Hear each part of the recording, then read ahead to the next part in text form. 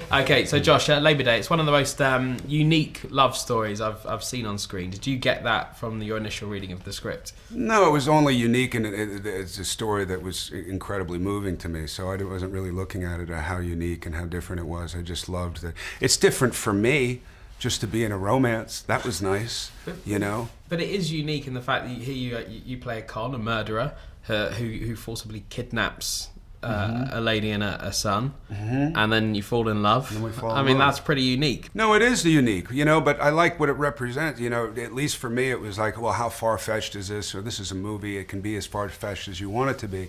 But when it comes down to it, I think, and the people that I've spoken to who watch the film, they go, what have I done in the name of wanting to connect with, you know, a significant other? What have I done when I felt chemistry with somebody, knowing that it was totally wrong, but I couldn't help but, you know, create this relationship? I think we've all been in situations that we maybe shouldn't be in, and you do things that are probably not the smartest, making the smartest decisions in the name of connecting with somebody. I mean, when you say far-fetched, do you mean that it was your biggest challenge balancing that, trying to get sympathy for this character who's a murderer, with the fact you had to have a hint of menace still? You had to still think when you're watching the film. Yeah, but that's when you see the guy in the goatee. I remember Jason and I were deciding on the goatee or not, and I thought it was very important because I just look more menacing with it on.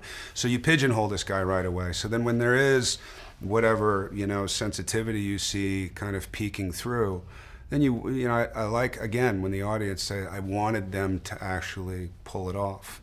This crazy thing, I wanted them to pull it off, and then you allow yourself to be a little more sensitive. And Jason was directing us, and no physical movement, just be there, you know. And I didn't really understand it until the end, and I realized that when you can't distract with your hands and all that, there's a vulnerability that comes with that, you know. I hated it as an actor. I didn't like it at all, but I see how it lent to the love story for sure. Because that's classic movie making, isn't it? If you've got a goatee, it's like Mr. Spock in Star Trek. When he's bad Spock, he's got the little goatee. Yeah, when we see your Spock, character all clean really, shaved, you know, you think of Silence of the Lambs or something like that, you think of Spock. That's cool. Well, it just means I'm a geek, basically. No, I love that. I actually appreciate it.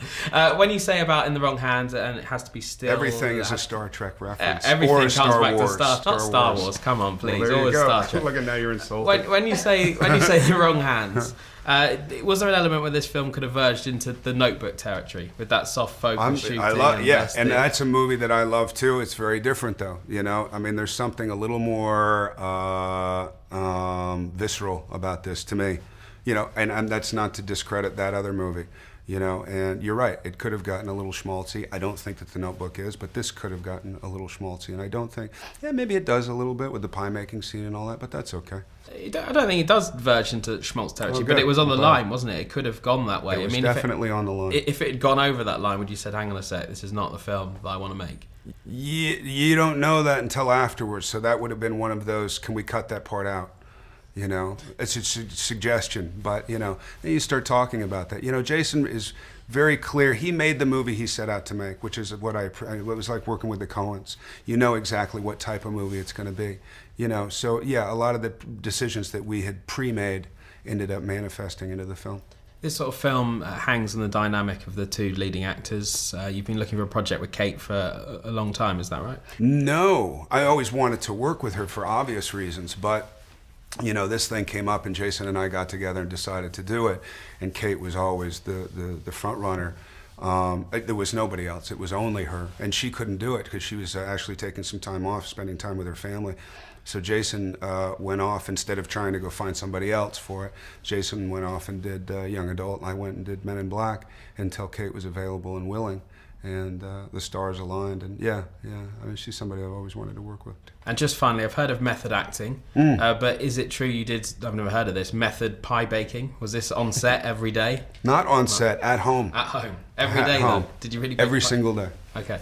Every single day. That's how I spent my time. I don't have much of a life outside of movies. But you baked great pies. I baked a lot of pies. Okay. I baked pies, and I did very well, and I just left it at that. Once I left Massachusetts, I left my pie making there. Okay, thank you. All right, man. Thanks, Cheers, mate. Thank you.